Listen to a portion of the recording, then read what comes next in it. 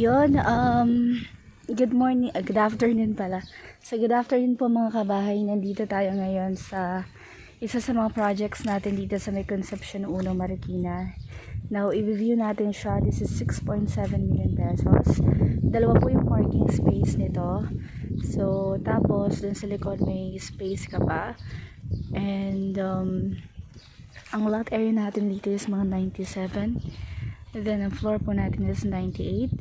Ang payment terms po natin dito is 20%. Pwede po siyang 3 months to pay kasi malapit, kasi tapos na siya. Or kung pre-selling naman po is 12 months to pay po. Tapos, yung remaining po is through bank financing na po siya. So, ito, titingnan natin siya. Yung final turnover natin, meron na po siyang gate dito. Yan. Now, ito, tingnan muna natin to kasi ito yung open na unit. Ikot muna tayo para makita niyo yung side ng ating bahay. Yan. So, ito po yung naka-elevate.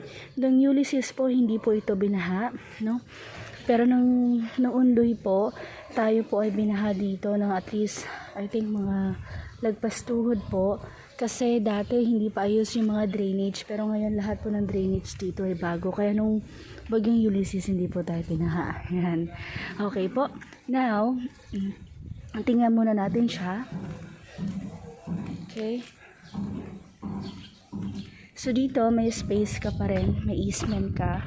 Tapos may outlet ka doon. So, pwede mo itong gawing extension or pwede ka dito maglagay ng halaman. Diba? Yung mga hanging plants. Pwede rin dyan. Kasi malaki yung space mo. Then may mga outlet naman dyan abang if ever. Tapos dito po is our canal. So drainage natin yan papunta sa ating labas. Diba? Tapos po may open space ka dito na pwede mo lagyan ng dirty kitchen or gusto mo ng isa pang room or ano pa bang pwedeng gawin dito? Pwede kang maglagay ng mga maraming halaman dito, no? Mag-landscape ka na lang dyan. Diba? Then, lagyan mo to ng bubong, polycarbonate na bubong, pwede rin. Up to you kung ano po yung gusto nyo dito. Maganda kasi sa project na to, at least meron ka pang mako-customize or ma-extension dito or modify, diba? Now, dito po, meron tayo ditong common toilet. Hindi pa siya nilalagay. Kalimitan naman hindi seller hindi nilalagay yung toilet or toilet muna.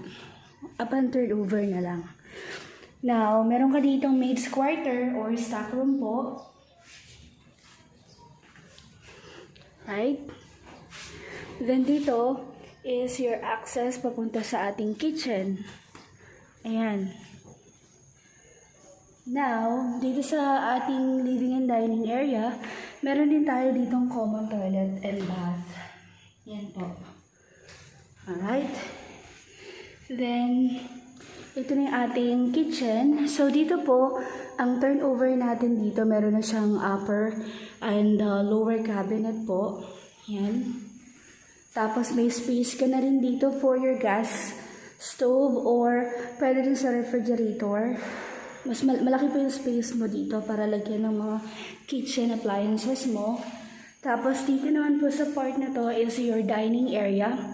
Medyo maano yung boses ko kasi namamaos ako kakasalita. So pasensya na po. Now, sorry. So ito yung dining area mo. Then dito yung living area mo. Ayan. Yan natin. Open ko lang yung door para mas maliwanag po siya. Ayan. Diba? Isa sa magandang design nito is yung malawak yung living and dining area mo. So, pwede kang makapag-isip pa na mas magagandang interior design para dito. Now, dito naman po is our second floor. And 3 bedrooms po yung meron dito sa itaas. Okay? Then, 2 toilet and bath po. So, tara, akyatin natin siya.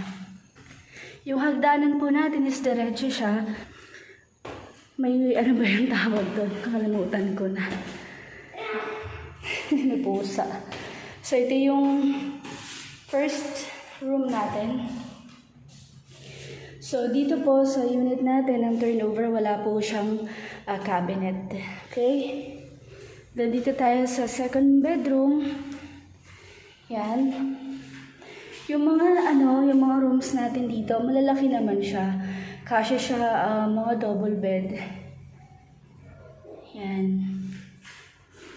Tapos, dito po, may abang na po siyang outlet for aircon. So, pwede magbutas na lang dyan, no, ng aircon. Now, let's proceed po sa ating ibang rooms. Pero dito po, meron tayong common toilet and bath. Ayan. Okay, then, mataas rin yung ceiling niya dito, no? So, kahit wala siyang aircon or ano siya, malamig. Hindi mainit. Hindi mainit dahil malamig.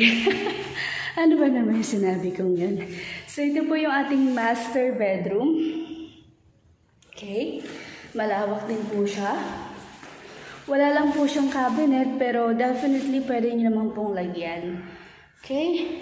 Tapos, meron din po siya ditong toilet and bath. Sarado lang po yan, pero kasi laki po siya no, ating toilet and bath na pinakita ko kanina. Alright. Now, dito naman po, meron tayo ditong terrace. Yan. Ito yung community natin dito sa ating subdivision. So dito po, siguro 2 years back, madami po kaming benta dito. And nung chinek ko sila nung panahon ng Ulysses, sabi nila hindi sila binaha. So yun po, meron po tayong pagpapatunay na hindi po tayo binaha ng Ulysses dito. But nung unday po, definitely binaha po tayo dito, no? Kasi doon sa dulo po, meron yung creek na malapit po sa may kung alam niyo po yung Meralco, malapit doon. Kaya may creek yan, nung undoy umapaw yan. So ngayon, ang maganda na dyan sa creek natin is nilaliman nila yan. Tapos, lahat ng ating drainage dito bago po yan, no? Yan. So, yun po mga kabahay. If you have more questions po dito sa project na to, please let us know.